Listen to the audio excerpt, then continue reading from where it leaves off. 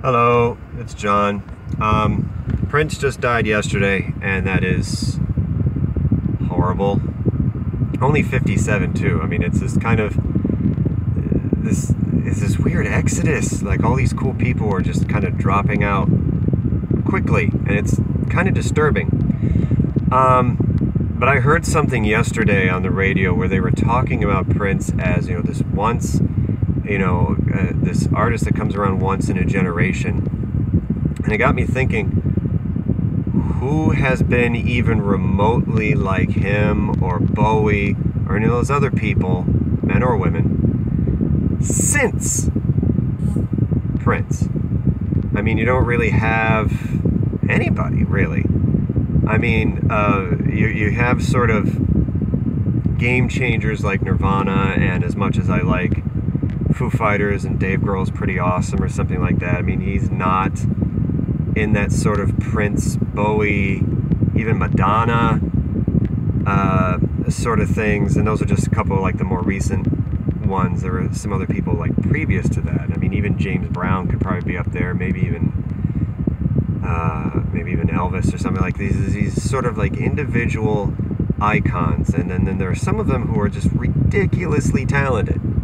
I mean, Prince played like 40 instruments, something like that. He could sing, he could dance, play basketball, stuff like that. There really hasn't been anyone really since. Everyone kind of has their time, and then they're kind of done. And that's it. I mean, you have a few musical artists who just stay in that sort of genre, who might be able to find a niche, or niche, or whatever you want to call it, and then kind of ride that for 40, 50 years.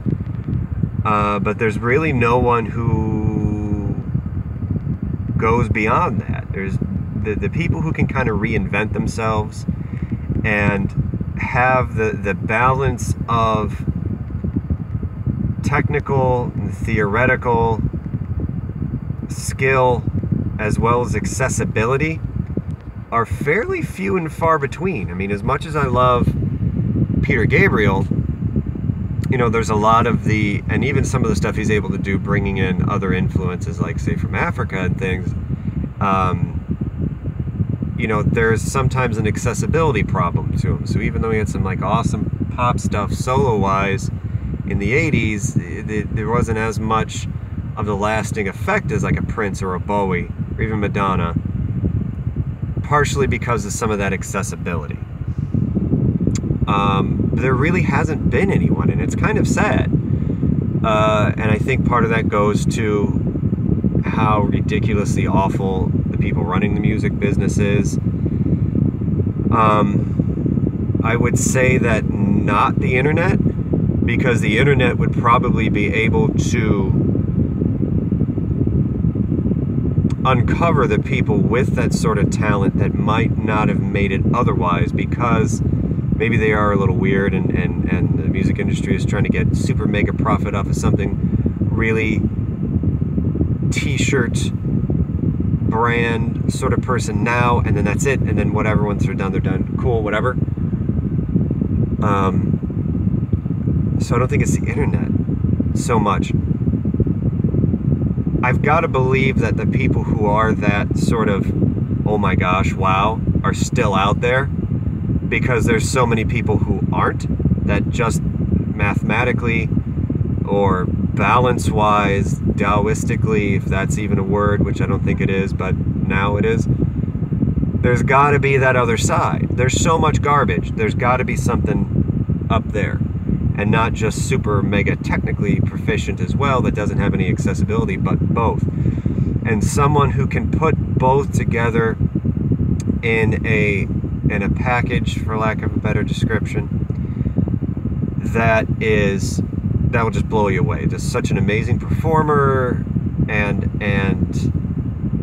cult of personality in and of themselves. There's got to be those people out there, and we have a bunch of cults of personality now, but that's all it is. It's just sort of like we like watching or paying attention to just the consistent sort of train wreck of these people without them having really them giving us anything in return. You know, people are just sort of famous for being train wrecks. You know, where we have all these Kardashian garbage because it's sort of like these people sort of train wrecking every week. We don't have a Prince. We don't have a Bowie. You know, Madonna doesn't have the same sort of power that she once did and everything like that.